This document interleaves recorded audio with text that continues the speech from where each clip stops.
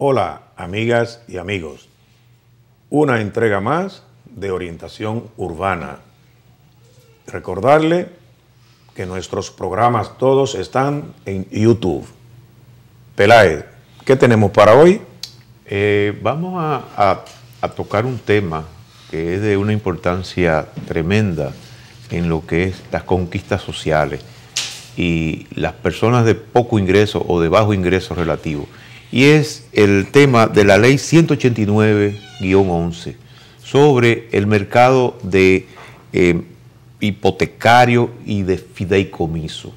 Peláez, vamos a darle primero a nuestros amigos y amigas el objetivo básico de esta ley.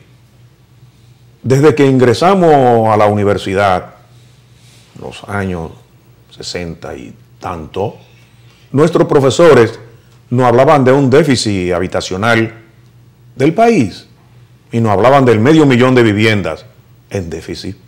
Pero desde luego que ese déficit se ha estado incrementando con la finalidad única de disminuir ese déficit habitacional. Se ha promulgado esta ley 189-11 y más detallado está en el primer considerando de esta ley.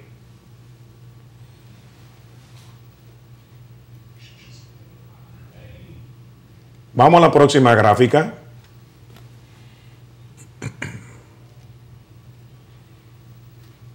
La próxima gráfica. Obras Públicas es la entidad central. El Ministerio de Obras Públicas es la que debe reunir a todas las instituciones que convergen en el fideicomiso. No olvidemos que el fideicomiso es una figura jurídica, es una persona jurídica en donde el fideicomitente y la fiducia tenemos que verlo como si fuera un ente o una persona jurídica, en donde esa persona jurídica recibe en donación los terrenos donde se van a edificar viviendas de bajo costo para personas de ingresos relativos bajos. Esa figura deberá establecerse dentro de una institución financiera, un banco.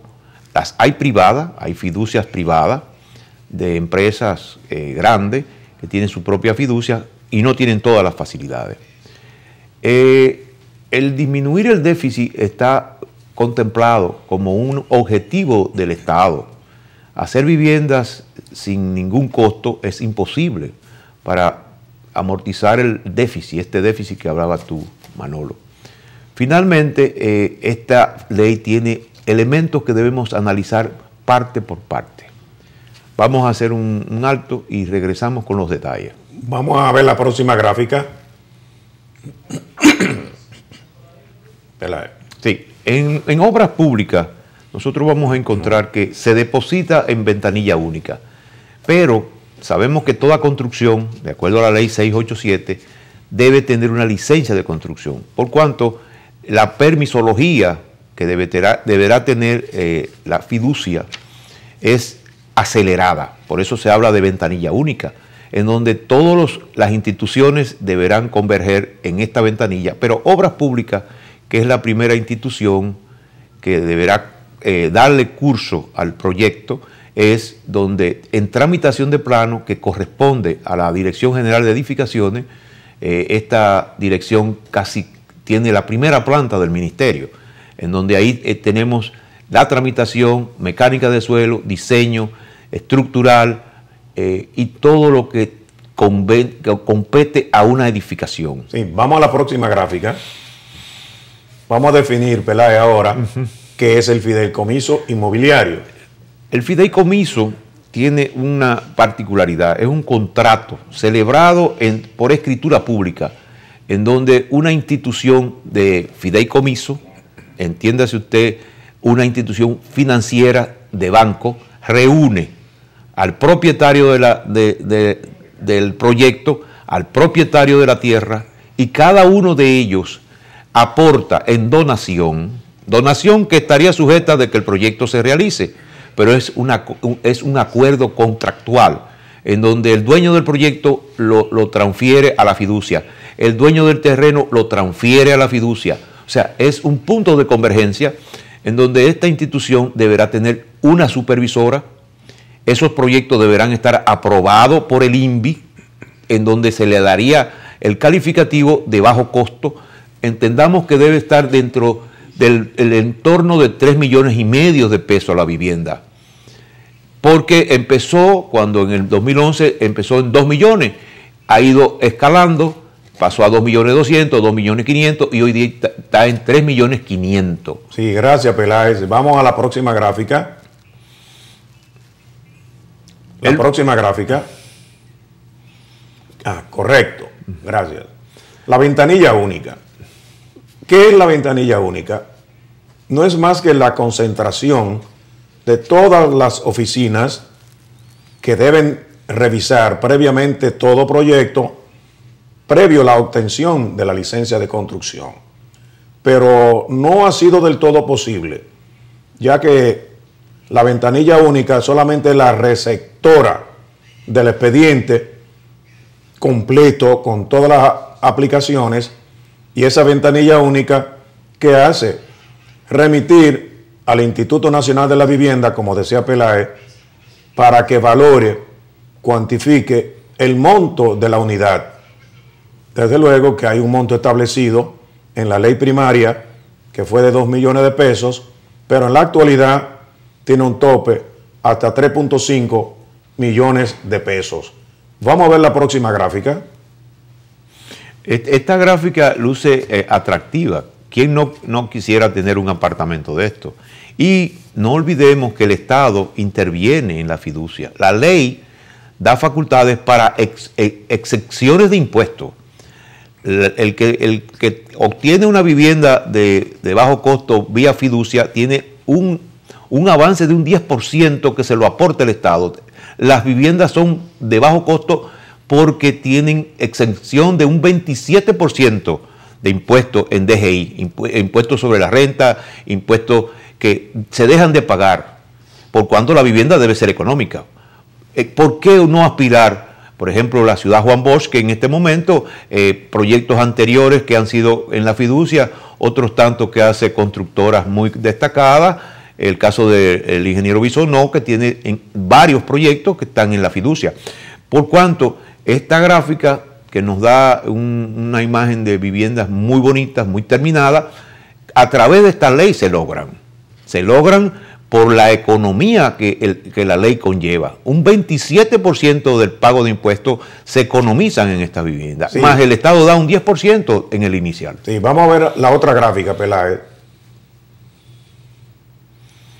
Igual aquí podemos ver que los diferentes proyectos que se están elaborando con el amparo de esta ley permiten que zonas sean aportadas por individuos propietarios, empresas constructoras, es como una alianza de elementos y permiten que esta figura contractual de la fiducia se pueda dar. El Banco de Reserva, el Banco Popular, casi los bancos más grandes nuestros ya tienen departamento de fiducia, el BHD, y empresas privadas también tienen su propia fiducia porque tienen recursos suficientes para autofinanciarse.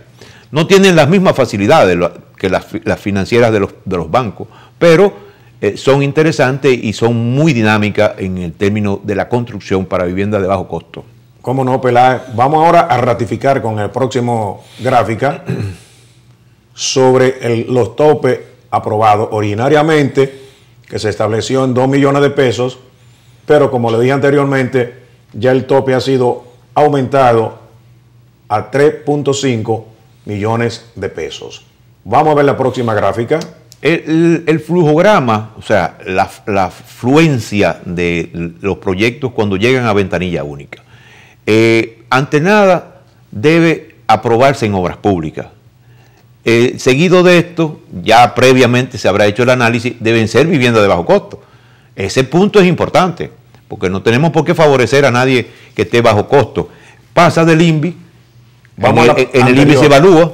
Déjenla ahí esa exactamente. Gráfica. En el INVI se evalúa si ciertamente es una vivienda económica, de menos de 3.500.000 o hasta 3.500.000, la interconexión con la Corporación de Electricidad, el acueducto, puede ser Corazán, puede ser Santiago, puede ser Puerto Plata, los acueductos correspondientes, turismo, porque obviamente podríamos estar construyendo en ese ámbito del turismo porque son habitacionales los turistas. Y además es un renglón principal de nuestra economía, por cuanto la ley también contempla eso. Medio ambiente es, digamos, ¿cómo diríamos? Está en todo. Medio ambiente es quien da el impacto ambiental del proyecto en cuestión. Ese es el fluograma de un proyecto bajo la fiducia. Sí, muchas gracias, Peláez.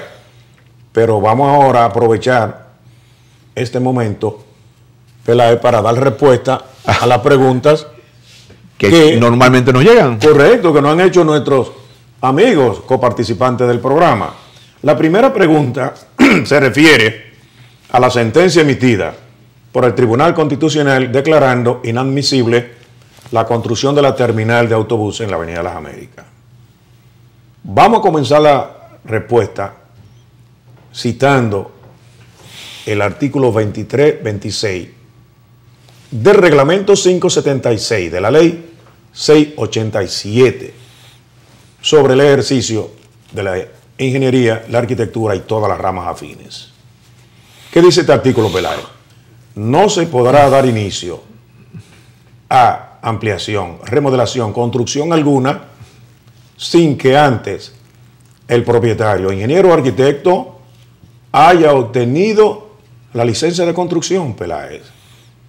Ese edificio en construcción solo tenía una aprobación ilegal de la sala capitular que le aprobó el uso de suelo. Vamos a citarle un ejemplo.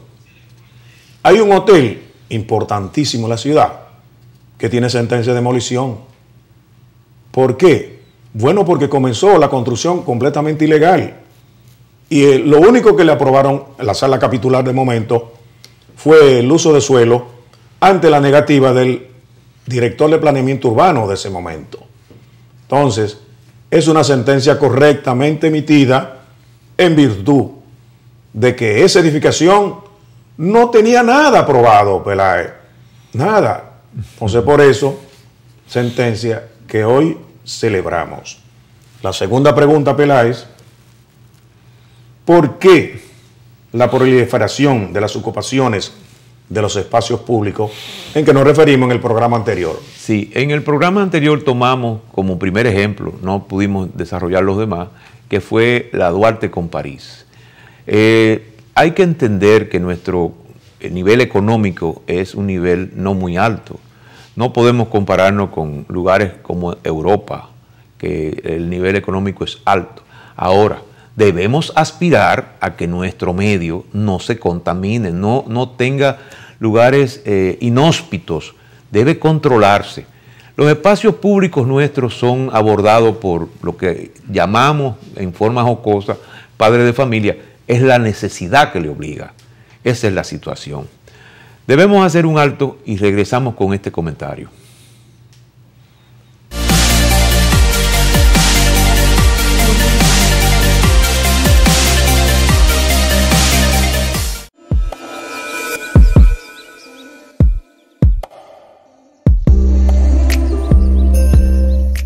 En Pinares de Buenavista, Arabacoa, tenemos lugar para su descanso.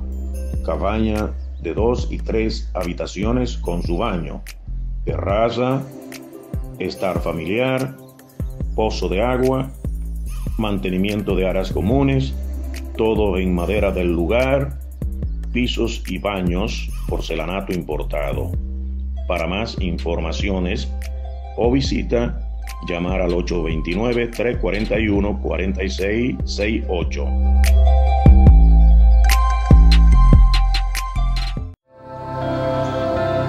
Tirso Peláez Ruiz y Manolo Muñoz Hernández, consultores legales urbanos y municipales, tienen para usted la solución a sus problemas.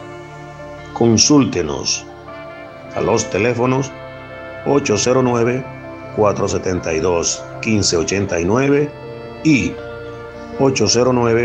330-7893. Estaciones de combustible Nativa Dominicana. Te invitamos a que seas parte de nuestra experiencia de autoservicio. Tú mismo puedes abastecer tu vehículo de combustible y ahorrar 10 pesos por cada galón, con una amplia red de estaciones en casi todo el territorio nacional. Estaciones de combustibles Nativa Dominicana.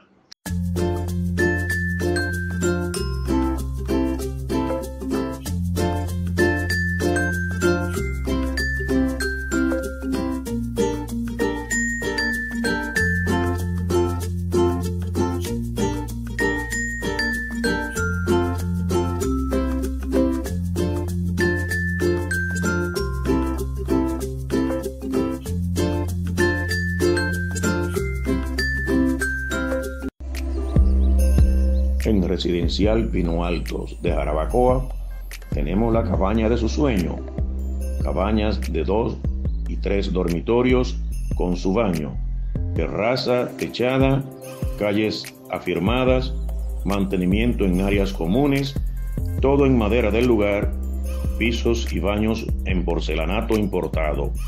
Para más detalles e informaciones llamar al 829-341-4668.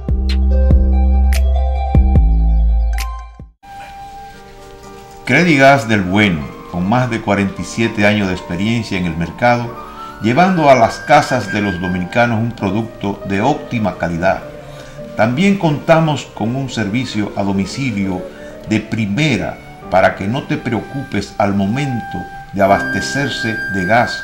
Para mayor información, llámanos al teléfono 809-596-5188.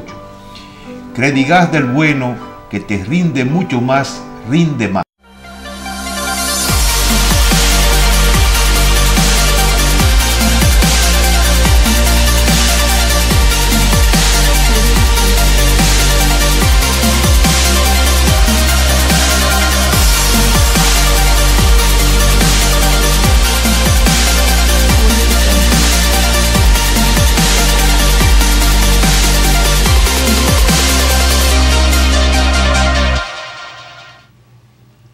Continuando con la pregunta llegada a nuestro buzón, Peláez, tenemos esta pregunta. ¿Por qué en otros países los ciudadanos respetan los espacios públicos y aquí no? Fíjate, la respuesta a esa pregunta del televidente que nos manda por correo es una respuesta, vamos a decir, sencilla. Nuestro problema ante todo es educativo. Desde que en la escuela, en la casa, se le enseña a los niños las cosas que deben o no deben hacer, eso se refleja en su actividad pública. En países más avanzados en términos educacionales, de civilización, tenemos tan solo 500 años. Hay países que tienen 2.000, 3.000, 4.000 años de civilización y hasta más. Se ha ido insistiendo en que la educación es básica. Ahora, los espacios públicos, también las autoridades deben velar porque no existan situaciones que sean conflictivas para la comunidad completa, no a una persona para beneficio particular de alguien. Volvemos a insistir, en nuestro medio la falta de la educación y las necesidades económicas convergen en un conflicto, por cuanto la basura, el tránsito y los espacios públicos están en puro conflicto uno con otro. Tenemos que buscar autoridades de la municipalidad que se preocupen porque haya un equilibrio y que los espacios públicos se preserven. El caso del Faro a Colón. Alguien dirá, esa es una obra trascendente, de una inversión extraordinaria que debemos preservarla. ¿Cómo? Con reglamentaciones, con que ese lugar no se deteriore. Lo mismo ocurre con el 12 de la Duarte, con el 9 de la Duarte, con la Duarte con París, etcétera. La Luperón con la autopista 30 de Mayo, que los domingos hay que organizar aquello. Y son las autoridades las que tienen que preocuparse. Por eso los espacios públicos en otros países son más serenos, más calmados y más atractivos. Debemos cuidarlos. Gracias, Peláez, por tu atinada respuesta. Una última pregunta de un amigo televidente. Nos pregunta, Peláez, ¿cuándo van a tratar el tema de los estacionamientos en el polígono central?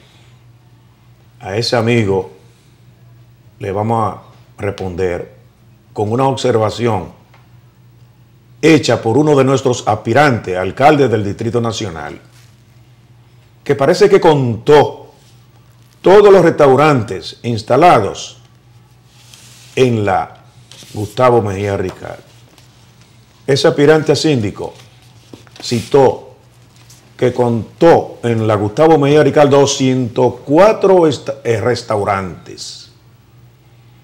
Pero lo que ese aspirante a síndico, Peláez, no dijo que la mayoría o el gran porcentaje de esos restaurantes están localizados en lo que eran estacionamientos de viviendas que han sido transformadas en restaurantes.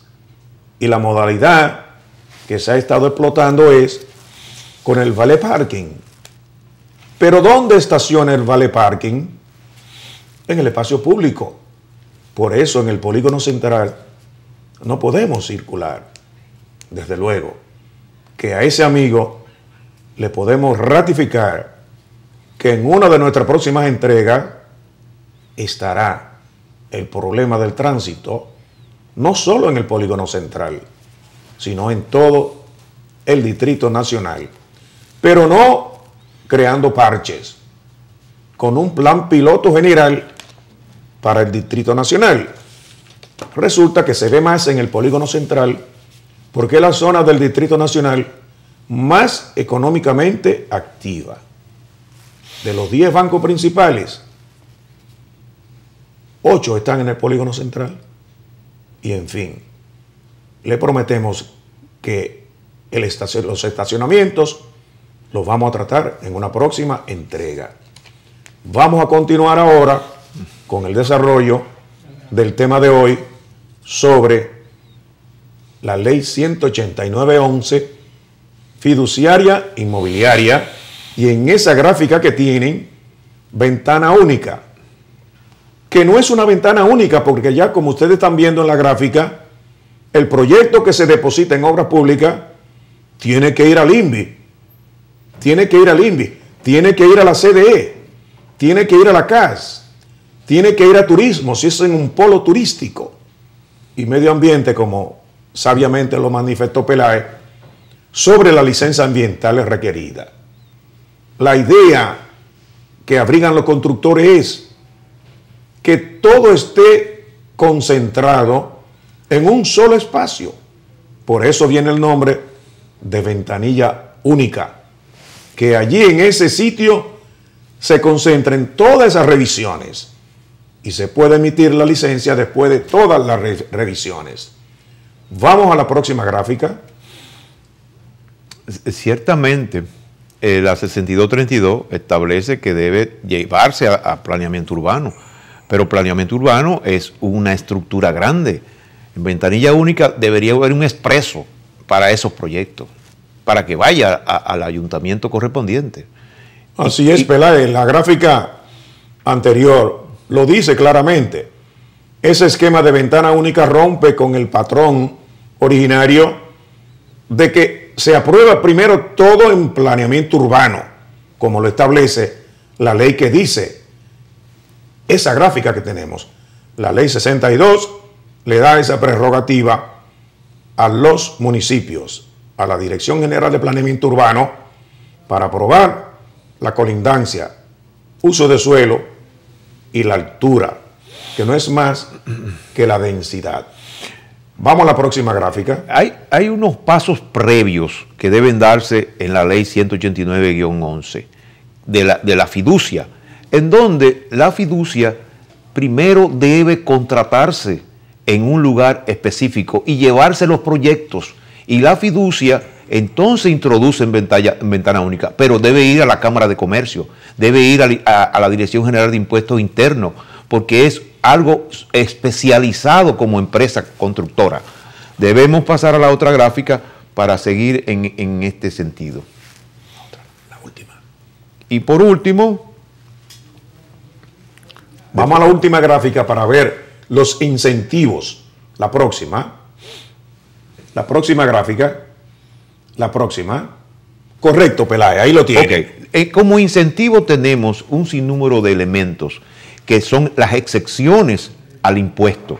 Usted va a comprar una vivienda que va a estar totalmente limpia de gravámenes y cargas, de cuotas de pagar a instituciones como a CODIA, como a la misma Obras Públicas, como a todas las instituciones que le cargan impuestos, el ITEVI, o sea que debe estar registrada en impuestos internos. Esta es la situación, es una ley interesantísima. Es una ley de 173 artículos, pero antes de concluir, yo quería hacerle una pregunta al ingeniero Peláez. ¿Por qué, ingeniero Peláez, la negativa de Obras Públicas a entregar informaciones relacionadas con esta tipología de proyectos cuando su artículo 95 en su párrafo 2 establece eso, que la transparencia, que debe mantener informado a todos los ciudadanos de los procedimientos realizados en cada proyecto? Lamentablemente ellos se eximen de no dar información y la ley 200-04 exige que todas las instituciones públicas sean transparentes. Por ende, Obras Públicas debe bajar un poco esa arrogancia de no dar información. El programa ha llegado a su término.